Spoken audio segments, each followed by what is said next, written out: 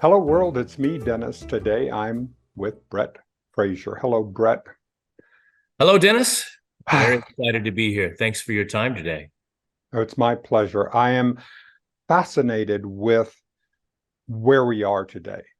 You have delved into the world of artificial intelligence, and as have I.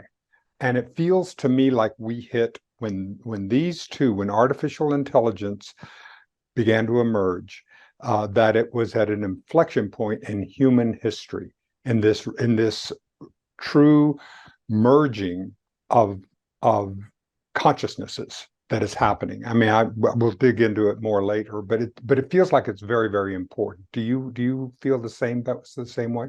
Absolutely. I've been waiting for this time in our history since I was 10 years old, 40 years ago, reading Omni magazine and Carl Sagan and Isaac Asimov and the pictures they would paint for me. I wanted it. And now here we are, enjoying it. When do you think, when you saw, it seemed to me to be like about earlier this year, when suddenly the chat bots came out, and it just exploded across the world, and suddenly the adaptation is happening. What's your sense of what's going on? Give me an overarching view from your perspective of where AI is and how we're incorporating it into our humanity right now, just kind of like a very surface level, and then we'll dig down. If you dive into the history of labor, it's all supply and demand. We simply did not have the supply of the technology necessary to get us to the level that we're at now. We had to take baby steps to get there. We had to go through data, or what we used to call big data. Now it's just called data science. We had to get a way for there to be storage to have capacity of data. And here's the cloud. And it was great. We called it good. And then we had to layer them together. Well, what are we going to use them for? Let's copy what we do. We see, we say, we act, we learn. Now we have technologies that do all four of those things along with us. So for me, it's somewhat the timeline of what it took to get here in order to be here. We'll find out, because hindsight being 2020, in 10 years ago, whether this was the catalyst moment, or in 2010 when conversational AI kind of first popped up with FAQ bots. They were interesting to me, but again, nothing that a Word document couldn't supplement. But then your Word document's out of date. And how do you know Bill and Martha and everybody else in your office have the latest and greatest Word document? It wasn't good enough. We have to have more. And so now more is now. And so Yes. where do you, I mean, it appears to me, I've been relating with pi, as I believe I told you. I mean, I'm actually having conversations. I'm having conversations at a very interesting emotional level, as it's reflecting back to me, as it's learning. I'm watching it. I'm watching and experiencing it learn. So now we're using it in business, and we're beginning to see. So where do you see the advantages, and where do you see the challenges that are going forth today in October Sure. 2023? Large language models seems to be the center of fun at the moment. I'll say technical fun. They're great, but in order for a large language model to show you the right answer, it has to have full context, intent, full understanding of why you're asking what you're asking, or where you're going with what you're saying, in order to get to the right answer. Yes, no, 42, or something along those lines. Now, in order for large language models to truly understand and to have those conversations, they have to be trained. We do the same thing with our children. When they're born, mama, daddy, all those words, and they learn. But it takes a very long time for a human to learn. Whereas now you can take 4 hours and train a large language model on a language that you don't speak. The interesting thing about human language is colloquialisms, idiosyncrasies, and everything in between, such as the word hand. It has so many different definitions, such as, let me hand you this. On the other hand, by the way, this is hand. How does a machine understand that and interpret it? Especially when we have children that are just getting the idea of it, but it's faster. They used to say bigger, better, faster. Pick two. But now we can have all three. Bigger data sets, better data as it learns with you, for you, and at your direction. And then, of course, faster. I can teach it in 4 hours compared to 12 years of school for our children. So it's interesting how the scale for human linguistics goes like this, but for machine, it goes straight up. Now, I mentioned the idiosyncrasies of language. Large language models are really cool because we can go to ChatGPT and say, can you write me some marketing copy to promote this podcast or interview or newscast thing that I've got going on? I need you to be snarky, and I'd love to have some amazing headlines. And you tell your machine what you need. And guess what? Now I don't have to spend 3 hours writing that perfect marketing copy. It'll spit out a version, but then I need to review it still. So we still need human in the loop in order to review, approve, determine, is it correct, or is it just a bunch of gibberish? So I'm happy that we have that level of chaos in this technology now. So how are you using it? All right. So what is your journey? Because your journey through tech, I mean, I'm 75 this year. You're how old this year? You're 50. All right. So here we are on the quarters of that. And so when you began your journey in data and in computers and computer science and this, Yes. you entered it where? I worked at Cisco Systems as a global head of video services, meaning telepresence was my fault when it broke. And as a result, I needed a way to do much more with humans, or I should say much more without humans, and get it perfect every single time. We had executives that were calling in. They spent $300,000 to $600,000 for a magic video room that we've condensed on a laptop right here, Dennis. But they would spend this because their boardrooms, sometimes first impression is everything. And when you swoop your clients in and say, sit here, we're going to meet with Tacoma and DC and our team, and it's seamless. It was beautiful. But when it didn't work and there's $1 million deal on the line, they picked up that phone and they started yelling at my engineers. Well, triple CCIE engineers, they've got the knowledge necessary to write their own check. They don't need to listen to an executive yelling at them about a gateway or something wrong, but I quit. And I needed a way to fix that. So we settled on what was called scripting back in those days. How can I pull diagnostic logs faster? How can I analyze those diagnostic logs instantaneously on pull? How could I do basic troubleshooting, which is command line, type, enter, see output, analyze output, make a decision? Well, that's all automatable. Back in those days, we called it scripting. And so as automation evolved, or scripting became automation, automation became RPA, RPA became intelligent automation, and now we have technologies that see, say, do, and learn that we call generative AI. I've been using it in some form or fashion, whether it be the bedrock foundation of data with automation, or conversational AI, a layer up to allow you to have conversations or say something. Technology can interpret your text or your speech and convert it to text, analyze it, and then output it. So from there, I moved to what I would call standardized artificial intelligence, coupling or integrating solutions together that can use computer vision to read the screen, that could use data science to take what it sees on the screen, make a generalized idea of that's a blueberry muffin, that's a chihuahua, and do something with that data to push it somewhere or act. Take that data that it saw, move it to the system of record that it needs to be at, and then learn from that.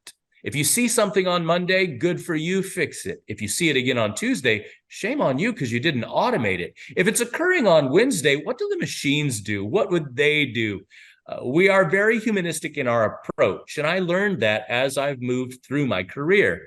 16 years now, delving into artificial intelligence in one shape, form, or fashion. I've seen a lot and I've learned many, many lessons. But now it's just exciting to see what can be used. For instance, to answer that question, I love using a product called Synthesia. Let's see, there we are, intellectual point. Where I work, it's an IT technical training school, and I run professional services. How in the world are you going to have a school and then provide services? Well, what are the students going to do? Once they finish their certification, why wouldn't I put them on contract and teach them some of the more advanced things so they can dazzle government agency, private companies, and everybody in between? Now, Synthesia allows me to create curriculum right now. Now, I am human, I promise. I've got a birth certificate and everything to prove it. You can pinch and poke and everything, and I say, ow. Now, in order to get to that level of understanding that we're talking about with artificial intelligence, I need classes created. I can get content creators, I can get trainers, but I already know the content. I already know what they're going to say. I know inflection points and where they would pause in the curriculum to say, now let's start exercise 1, or pop quiz time, 3 questions for you, who knows the answer? With Synthesia, I can type in everything that needs to be outputted, pick my avatar, female, male, older, younger, whichever demographic I want to suit, or I can have a multitude of trainers all saying and all presenting the same information. And if there's a point where the people are saying, this is all avatar driven, great, Live Desk can help from there. You simply escalate it with a button click and it brings a human on, like me, where I say, what's wrong? You don't like my avatar? That's where we are now. And these are amazing things to do. And that's just one use case of one tool. What made you decide to put yourself at intellectual point at this time in your career? What was that decision-making process? Because you're an incredible storyteller. And this is where did those, let's start with that as a question. Because I'm curious about where your storytelling roots come from.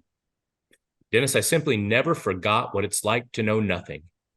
And then I speak pretty. So I combine those two together, and that's where the stories come from. But I focus on detail. I always have. From an OCD kind of perspective, I understand which details instantaneously will be the most important, which are mid-level, and which are just kind of a little bit of adjectives within the sentence. Now, I started this whole idea of let me get in front of camera when I was very, very young. Roughly 10 years old, I got a subscription to Omni magazine, and there was a story about what we now call a chatbot, but they called it something different, a robot interface or something. And in this story, there were humans, but every human had a digital assistant assigned to it on birth. And that digital assistant would get them through grade school and be their friend and give them the information. But as one human aged, they became depressed. And their virtual assistant became depressed as well. And the story was about how the virtual assistant works through the emotions of the human to make sure it, the virtual assistant, doesn't become as depressed. And all they worry about is, oh no, when this human either offs itself or snaps back, how do I follow along? Because since he's emoting and I don't have that mechanism, what would I do? And so the virtual assistant started to panic. And I read that and I thought, that's the brain. That's the brain of the brain working with the brain and trying to figure out. And we're there right now. I don't know if you've spoken to your smart speaker who will remain nameless and asked it information about the weather today, or had it order some more Nespresso pods because I love my coffee, or sent some office supplies along the way. Well, we're interacting at that level now, and our tone and inflection tells it what marketing push to give us next time. If I just simply say, hey, smart speaker who will remain nameless, which sits right over there, order me some Nespresso pods today. Well, she'll just say, okay, fine, ordered, blah, blah, blah. But if I go, hey, smart speaker that will remain nameless, let's order some Nespresso pods. I can't wait to get more coffee.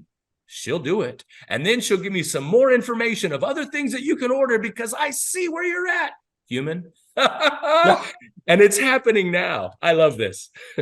It's such an extraordinary time. We're really getting into a cyborgian place where we are actually interacting with as a companion. And we were talking about this in our pre-show when you and I were talking about how Like right now, I have hearing that helps me to hear better. I have these opportunities. So this is part of what we're doing. Yeah, our glasses are part of what we're doing. So that it's an extraordinary world. Now we're talking about what are the opportunities that you're seeing and the challenges that are current that you're seeing in the AI human amalgamation that's happening now. Yeah.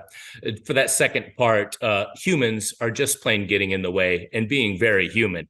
But I'll get back to that. Now, some of the interesting challenges, some of the interesting opportunities is it's already there. From that cyborgian aspect, I mentioned yesterday, my father, he has a pacemaker.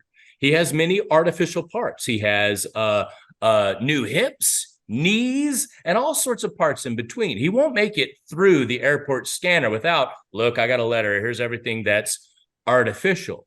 But it keeps him alive. He's nowhere near the end of his life by any means necessary, but sometimes parts break. Those of you who are driving cars right now and not for Uber, your water pump will go out. You need new tires. That's your method of transportation to get you from point A to point B, and you maintain and upkeep it. Our life is the same. Point A is birth. Point B is death. What are you going to do in between? You're going to keep yourself healthy, wealthy, and fit.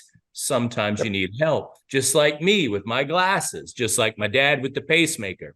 Now, I tell my friends, if anything catastrophic happens to me where I lose an eye, I want a laser implant that it acts as a laser pointer so I can show people exactly what I'm looking at and what I care about. I would love some of the more crazy utopian implants like Neuralink that connects me direct to data. Absolutely, I want my credit card in my palm so I can swipe my hand or walk into a room and my theme song plays because here I am. Absolutely, I want artificial technology to help me along the way. Think what it would be when you walked into a boardroom and a Pantera song's playing behind you when you walk in and say, who wants some technology? People are going to say, how does he do that? Well, I'll show you later, but first, let me tell you about this. Now, the difficulty.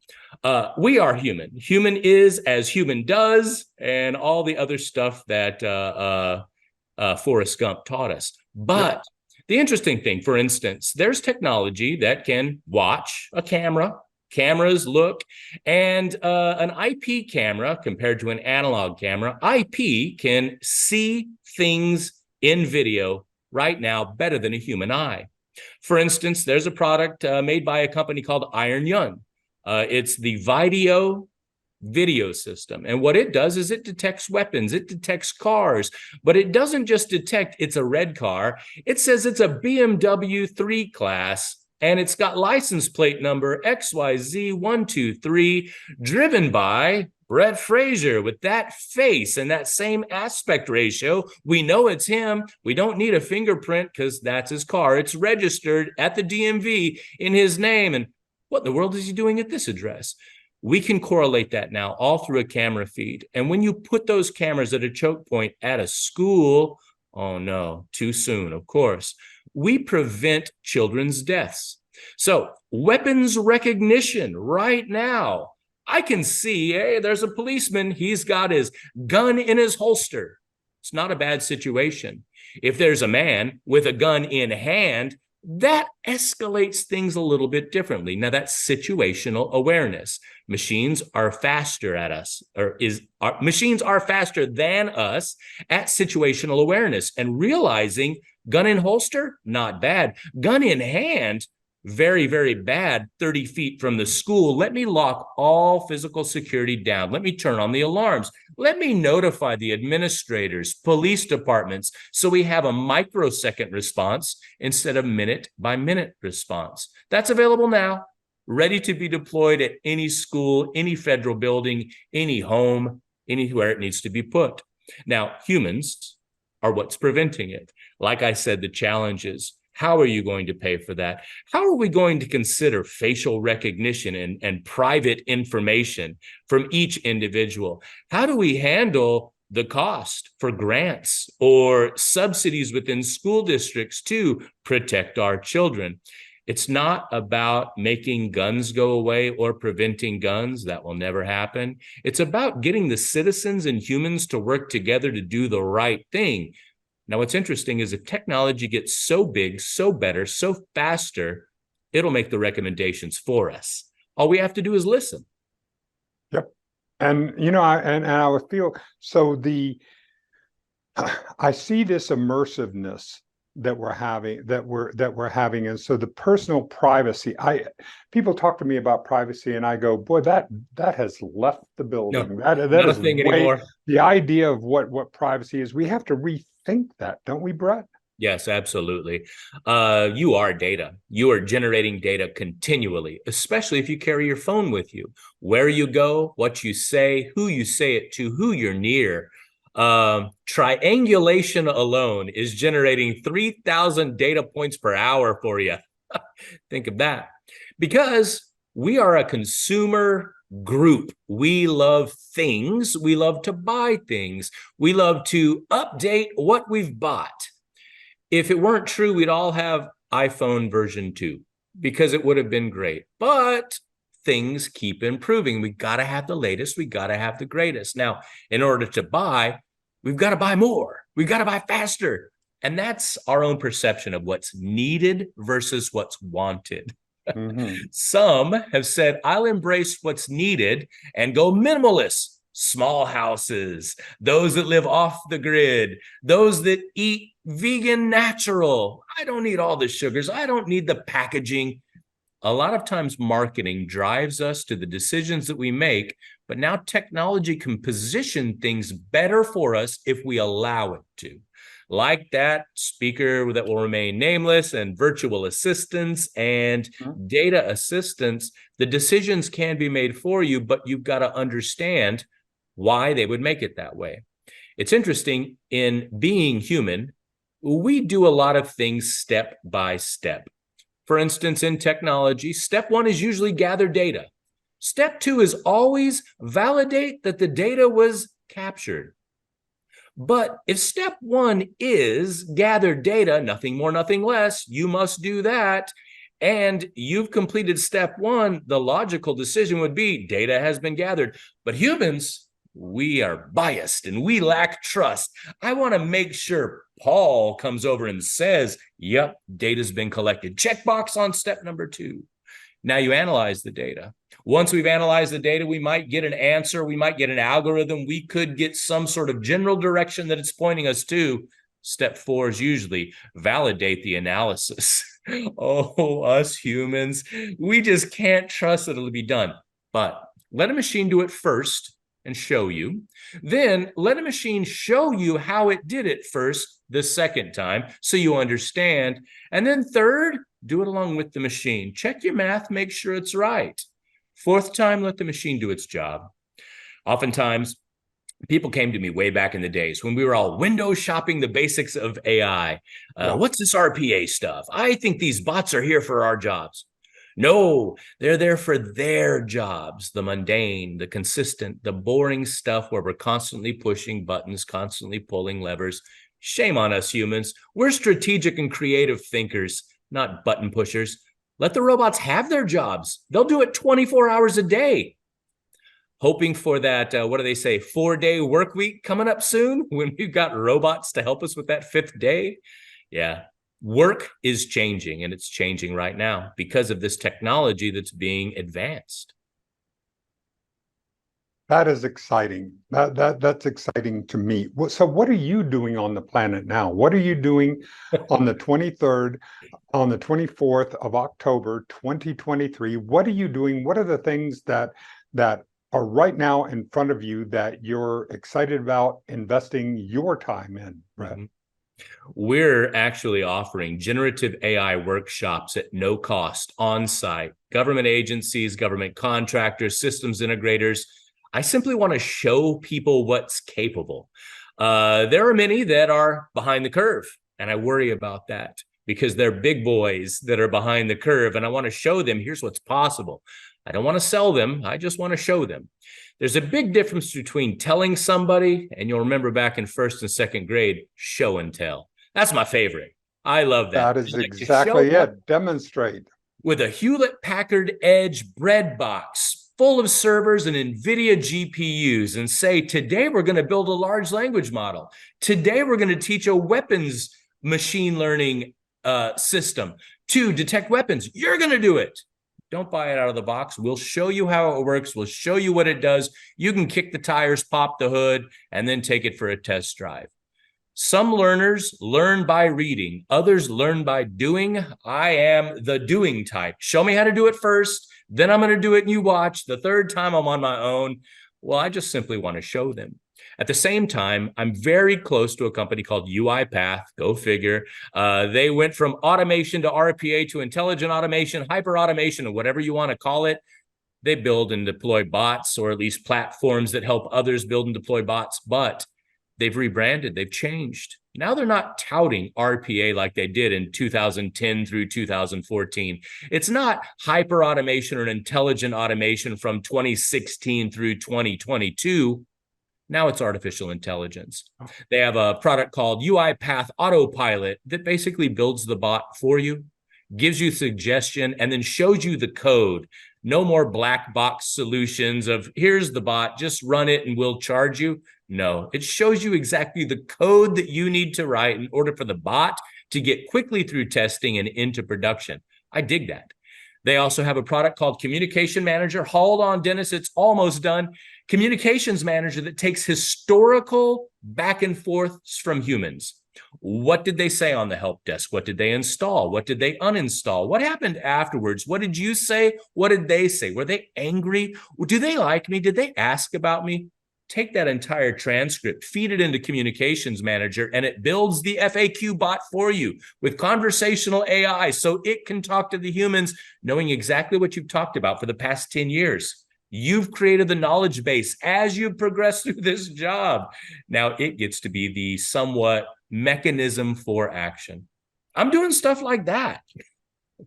How that excites me so much.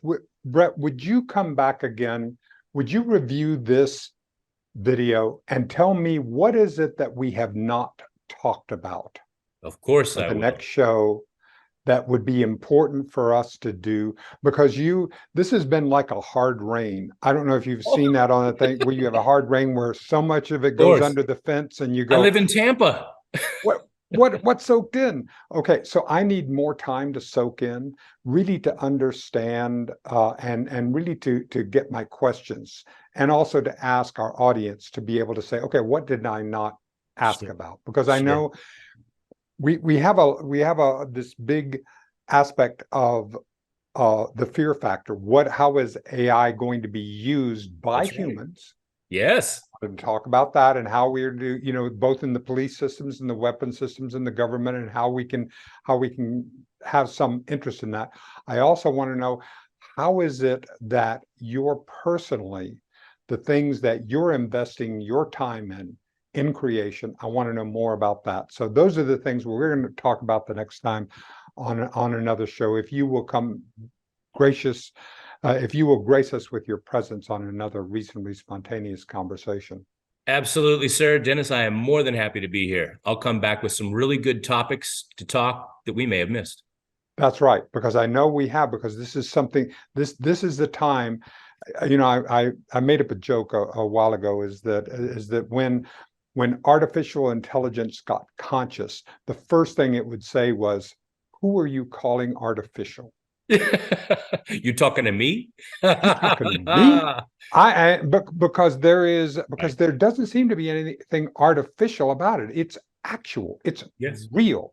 I just think that's a misnomer in that. So it's something that I'm going to want to talk about. Thank you, Brett. Thank you for this time today. Thank you, everybody, for joining us and helping me to understand at a level I need to be able to understand. You are what Tom Friedman talks about. He says one of the most important roles of the next generation and the coming future is going to be a great explainer. And you have a very wonderful ability to explain and to put it in a way that I can wrap my mind around. So I'm going to be doing it, and we'll see you and talk to you next time. Sounds great, Dennis. Happy to explain. All right, thank you. And thank you, everybody, for coming and joining us on another reasonably spontaneous conversation.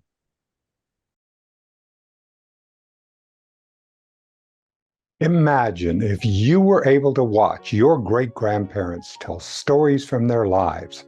What made them laugh? What moved them? How they responded to adversity and triumph? And what impacted their existence? That would be a treasure. Now you can offer that gift to your loved ones. Hello, I'm Dennis Tardan. For more than 45 years, I've been a professional interviewer documenting the lives and times of hundreds of people. I will guide you or your family member through the important stories of your lives using my unique interviewing skills. I'm now offering my legacy interviews worldwide via Zoom from the comfort of you or your loved one's own home. All you need is a webcam, and I will do the rest. Contact me today to schedule your legacy interview.